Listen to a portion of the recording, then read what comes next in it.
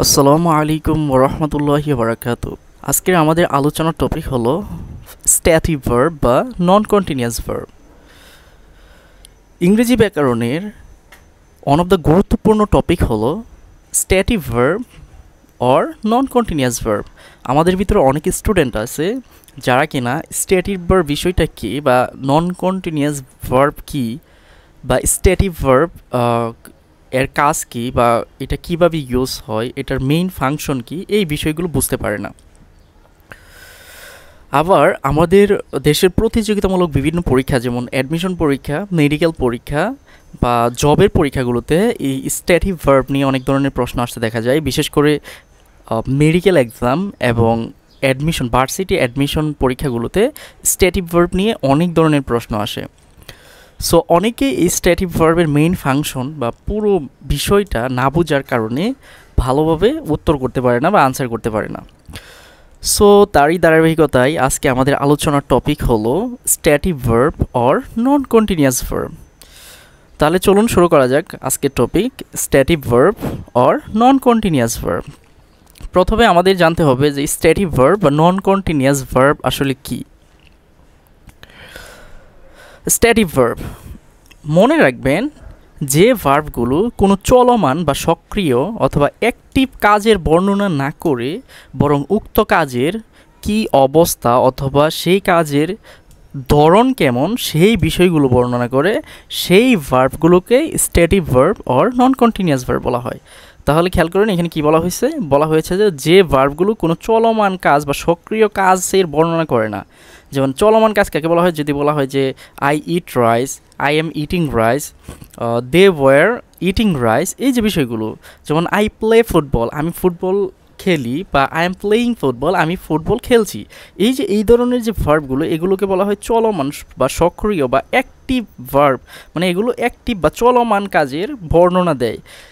কিন্তু যেই ভার্বগুলো এরকম অ্যাক্টিভ বা চলমান কাজের বর্ণনা না দিয়ে বরং সেই কাজের কি অবস্থা বা সেই কাজের ধরন কি বা কোনো কাজের কি অবস্থা বা ধরন, এই বিষয়গুলো বর্ণনা করে, সেই ধরনের ভার্বগুলোকে বলা হয় static verb or non continuous verb.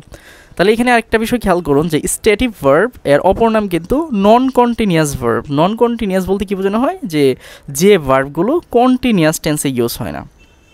তাহলে স্ট্যাটিক ভার্ব বা নন কন্টিনিউয়াস ভার্বগুলো সাধারণত কী হবে না, কন্টিনিউয়াস টেন্সে ইউজ হবে না। এই বিষয়টা মনে রাখা খুবই গুরুত্বপূর্ণ, কারণ এই যে স্ট্যাটিক ভার্ব, আমরা নিচে যে তালিকাগুলো দেখব স্ট্যাটিক ভার্বের, এই স্ট্যাটিক ভার্বগুলো কী হবে না, কন্টিনিউয়াস টেন্সে, সাধারণত কন্টিনিউয়াস টেন্সে ইউজ করা যাবে না। তার মানে আমরা পড়লাম যে ভার্বগুলো কোনো চলমান বা সক্রিয় বা অ্যাক্টিভ কাজের বর্ণনা না দিয়ে বরং সেই কাজের অবস্থা বা ধরন বর্ণনা করে বা ধরন বোঝায়, সেই বিষয়গুলোকেই বলা হয় বা সেই ভার্বগুলোকে বলা হয় static verb or non continuous verb. আর নন কন্টিনিউয়াস ভার্বগুলো সাধারণত কন্টিনিউয়াস টেন্সে ইউজ হয় না বা কন্টিনিউয়াস টেন্সে ব্যবহার করা যায় না। যেমন খেয়াল করুন উদাহরণ, যেমন know, feel, have, am, is, are, belong, seem, look, এই যে ইত্যাদি ইত্যাদি ভার্বগুলো, এদেরকে বলা হবে static verb or non continuous verb. যেমন আই ফিল ব্যাড, আমরা এভাবে বলি যে আই ফিল ব্যাড, আমি অসুস্থ অনুভব করছি বা আমার খারাপ লাগছে। আপনি কিন্তু কখনো এভাবে বলতে পারবেন না যে আই এম ফিলিং ব্যাড, কারণ এই যে ফিল যে ভার্বটা, এটা হচ্ছে স্ট্যাটিক ভার্ব বা নন কন্টিনিউয়াস ভার্ব। এই ভার্বটা আপনি সাধারণ কনটেক্সটে ফিলিং মানে এরকম কন্টিনিউয়াস টেন্সে ইউজ করতে পারবেন না, কারণ এগুলো হচ্ছে স্ট্যাটিক বা নন কন্টিনিউয়াস ভার্ব, কারণ এগুলো অ্যাকশন বা কাজের কোনো চলমান কাজের বর্ণনা করে না বরং সেই অবস্থা বা ধরন বোঝায়। এখানে যেমন বলা হচ্ছে আই ফিল ব্যাড, তার মানে হচ্ছে আমার অবস্থাটা কি, আমার অবস্থা হচ্ছে আমি মানে আমার খারাপ লাগছে এরকম। তার মানে এই যে ফিল, এটা হচ্ছে নন কন্টিনিউয়াস ভার্ব বা স্ট্যাটিক ভার্ব। যেহেতু স্ট্যাটিক ভার্ব, তাই এগুলোকে কন্টিনিউয়াস টেন্সে ব্যবহার করা যাবে না। হি হ্যাজ নোন এভরিথিং, এখানে খেয়াল করুন হি হ্যাজ নোন এভরিথিং, আপনি কিন্তু এটাকে এভাবে বলতে পারবেন না he has been knowing everything. মানে এই যে নো যে ভার্বটা, এই যে নো যে ভার্বটা, এই ভার্বটাকে আপনি চাইলেই কন্টিনিউয়াস টেন্সে ইউজ করতে পারবেন না।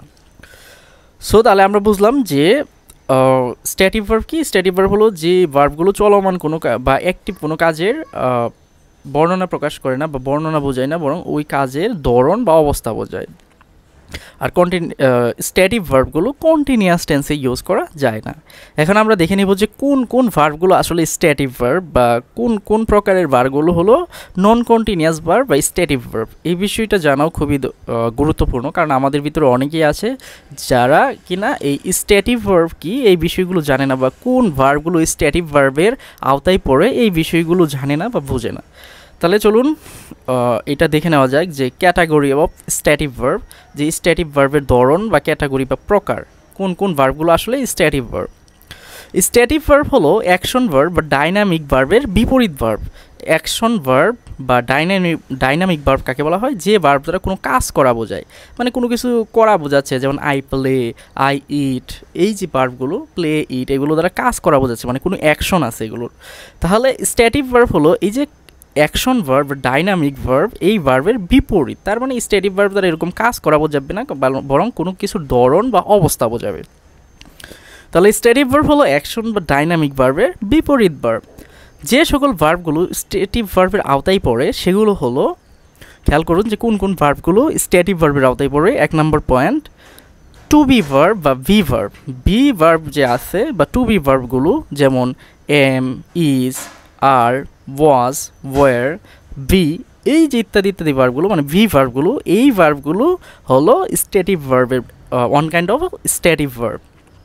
যেমন you are wrong, it was hot yesterday, I am not hungry, they were confused. এই যে সেন্টেন্সগুলো খেয়াল করুন, এখানে কি আছে? আর আছে, ওয়াজ আছে, এম আছে, ওয়ার আছে, এই যে বি ভার্বগুলো আছে, মানে এই বি ভার্বগুলো এখানে মেইন ভার্ব হিসেবে ইউজ করা হয়েছে। এদেরকে বলা হবে static verb, be verb static verb, কারণ বি ভার্বগুলো বা টু বি ভার্বগুলো one kind of static verb. এখন এই যে সেন্টেন্সগুলোতে যে ভার্বগুলো আছে এইগুলোকে আপনি মানে ইউ আর রং, আপনি চাইলে কিন্তু এই সেন্টেন্সটাকে কন্টিনিউয়াস টেন্সে ইউজ করতে পারবেন বা কন্টিনিউয়াস করতে পারবেন না। আই এম হাংরি, এই বিষয়টাকে আপনি কিন্তু কন্টিনিউয়াসে প্রকাশ করতে পারবেন না, কারণ সেটা এনি মেক সেন্স তৈরি করে না, বরং এটার কোনো প্রয়োজন নেই। এই কারণে টু বি ভার্বগুলো হলো one kind of static verb. এখানে আরও কিছু উদাহরণ দেওয়া আছে, এগুলো দেখে নেবেন।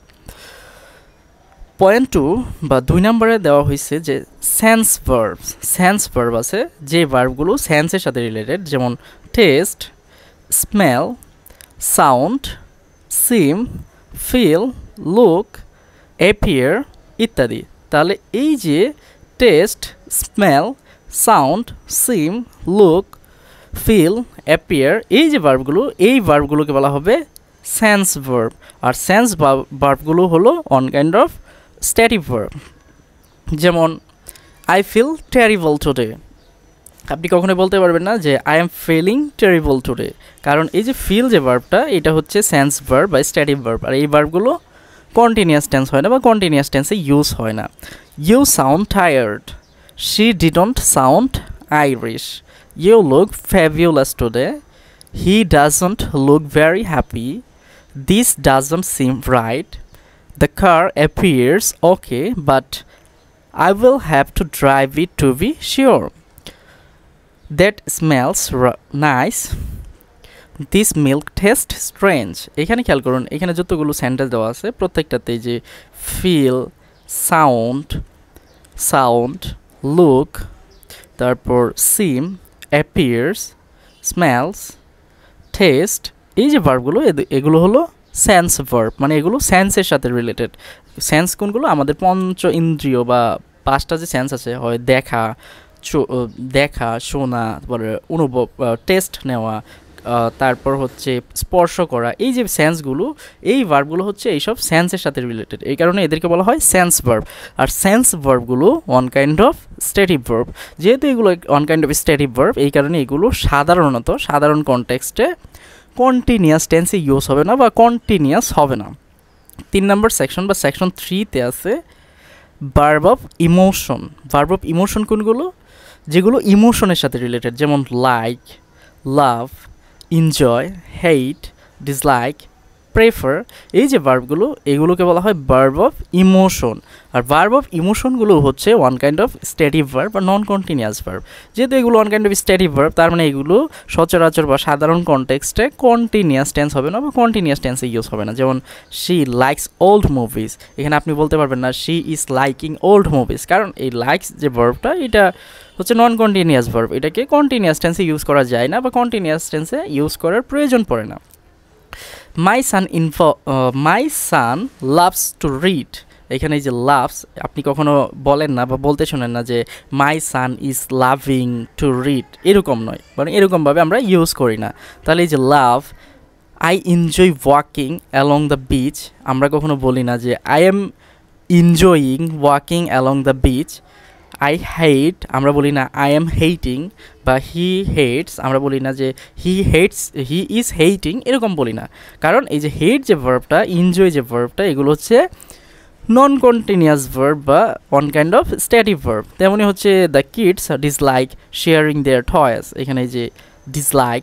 তারপরে I prefer salad for French fries, এখানে যে প্রেফার। তেমনই হচ্ছে I don't mind eating vegetables, এখানে যে মাইন্ড আমরা কখনো বলি না যে আই এম নট মাইন্ডিং, এরকম ইউজ করি না। কারণ এই যে মাইন্ড যে শব্দটা বা প্রেফার বা ডিসলাইক বা হেট, এই যে ভার্বগুলো এগুলো হচ্ছে ভার্ব অফ ইমোশন। আর ভার্ব অফ ইমোশন হলো one kind of static verb, আর স্ট্যাটিক ভার্বগুলো নন কন্টিনিউয়াস ভার্ব বা কন্টিনিউয়াস টেন্সে ব্যবহার করা যায় না বা ইউজ করা যায় না। সেকশন 4 বা 4 নম্বর সেকশনে বলা হয়েছে verb of possession and attribution. Verb of possession মানে হচ্ছে যেগুলো পসেসের সাথে রিলেটেড বা পসেসিভনেস হচ্ছে না, যে নিজের কোনো কিছু বোঝাবে বা নিজস্ব কোনো কিছু বোঝাবে এরকম। তাহলে ভার্ব অফ পসেশন বা অ্যাট্রিবিউশন এগুলো হচ্ছে one kind of static verb, যেমন have, own, belong, hold, possess. এই যে ভার্বগুলো have, own, belong, hold, possess, এগুলো হচ্ছে ভার্ব অফ পসেশন বা অ্যাট্রিবিউশন। যেমন I have a large house, আমরা কখনো বলি না যে I am having a large house, কারণ এগুলোর কন্টিনিউয়াস টেন্স হয় না, যেহেতু এগুলো one kind of static verb. She owns 3 curse, এখানে যে ওনস আমরা কখনো এভাবে বলি না যে শি ইজ ওনিং, এরকম হয় না, কারণ এই যে ওনস যে ভার্বটা এটা হচ্ছে static verb or non continuous verb. তেমনই that stereo belongs to me, they have a large family, he holds several post graduates degrees, এখানে যে হোল্ডস, তারপরে হ্যাভ, তারপরে বিলংস, এগুলো হচ্ছে one kind of non continuous verb, যেই কারণে আমরা এভাবে বলি না যে he is holding several post graduate degrees, এরকম হয় না, কারণ হোল্ড, হ্যাভ, এই যে ভার্বগুলো এগুলো হচ্ছে one kind of static verb or non continuous verb. Section 5 বলা হয়েছে ভার্ব অফ কগনিশন, কগনেটিভ বিষয়ের সাথে রিলেটেড, যেমন হচ্ছে understand, know, recognise, think, consider. এই যে ভার্বগুলো যেমন understand, know, recognise, think, consider, যে ভার্বগুলো এগুলো হচ্ছে ভার্ব অফ কগনিশন। আর ভার্ব অফ কগনিশনগুলো one kind of static verb আর নন কন্টিনিউয়াস ভার্ব। যেমন আই আন্ডারস্ট্যান্ড দ্য ইস্যু, আমরা কখনোই বলি না যে I am understanding the issues, কারণ আন্ডারস্ট্যান্ড যে ভার্বটা এটা হচ্ছে non continuous verb, verb of cognition. আর ভার্ব অফ কগনিশনগুলো হচ্ছে one kind of static verb. তেমনই she knows Janet very well, আমরা এভাবে বলি না যে she is knowing Janet very well, কারণ নো যে ভার্বটা এটা হচ্ছে নন কন্টিনিউয়াস ভার্ব বা স্ট্যাটিক ভার্ব। তার মানে ভার্ব অফ কগনিশন এই ভার্বগুলো হলো one kind of static verb আর নন কন্টিনিউয়াস ভার্ব। এরপরে 6 নম্বরে বলা হয়েছে 6 number verb of states or qualities. Verb of states or qualities দ্বারা কি বোঝায়, মানে কোনো অবস্থা, স্টেটস অর কোয়ালিটিস কোনো গুণ জাতীয় কোনো কিছু বোঝাবে, যেমন weight, involve, depend, weigh, consist. এই যে ভার্বগুলো এই ভার্বগুলোকে বলা হয় verb of states or qualities, কারণ এই ভার্বগুলো দ্বারা কোনো কিছুর স্টেটস অবস্থা বা কোয়ালিটিস বোঝানো হয়। যেমন হি ওয়েজ 160 পাউন্ডস, আমরা কখনোই বলি না যে হি ইজ ওয়েইং 160 পাউন্ডস, কারণ এই যে ওয়েজ এই ভার্বটা এটা হচ্ছে static verb or non continuous verb. তেমনি this report involves multiple sites across the world.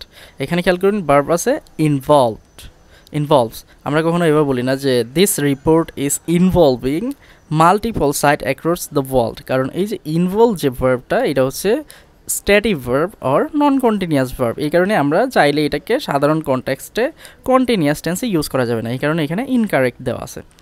তাহলে এখানে আরও আছে যে ডিপেন্ডস, ওয়েজ, কনসিস্ট, এই যে ভার্বগুলো এগুলো হচ্ছে নন কন্টিনিউয়াস ভার্ব বা one kind of static verb. যেহেতু এগুলো one kind of static verb বা নন কন্টিনিউয়াস ভার্ব, এই কারণে আমরা চাইলেই এভাবে your happiness is depending on doing something এভাবে ইউজ করতে পারবো না, অথবা জন ইজ ওয়েইং মি $20 এভাবে কন্টিনিউয়াস টেন্সে ইউজ করতে পারবো না। আশা করি এই পুরো আলোচনাটা আপনাদের কাছে ক্লিয়ার। তাহলে চলুন যদি আমরা পুরো বিষয়টা সামারাইজ করে বলি তাহলে যেটা দাঁড়ায় সেটা হচ্ছে আমরা পড়েছি static verb or non continuous verb. Static verb বা নন কন্টিনিউয়াস ভার্ব কাকে বলা হয়? যে ভার্বগুলো দ্বারা কোনো কাজ করা বা চলমান কোনো কাজ করা বোঝায় না, বরং উক্ত কাজের অবস্থা বা কাজের ধরন বর্ণনা করে। এই ভার্বগুলোকেই বলা হবে স্ট্যাটিক ভার্ব বা নন কন্টিনিউয়াস ভার্ব। যেহেতু বলাই হচ্ছে যে নন কন্টিনিউয়াস ভার্ব বা স্ট্যাটিক ভার্ব, আর এই স্ট্যাটিক ভার্বগুলো কী হবে না, সাধারণ কনটেক্সটে কন্টিনিউয়াস টেন্সে ইউজ হবে না বা কন্টিনিউয়াস টেন্সে ব্যবহার করা যাবে না। যেমন know, feel, have, am, is, are, belong, seems, look, এই যে ভার্বগুলো এদেরকে বলা হয় স্ট্যাটিক ভার্ব।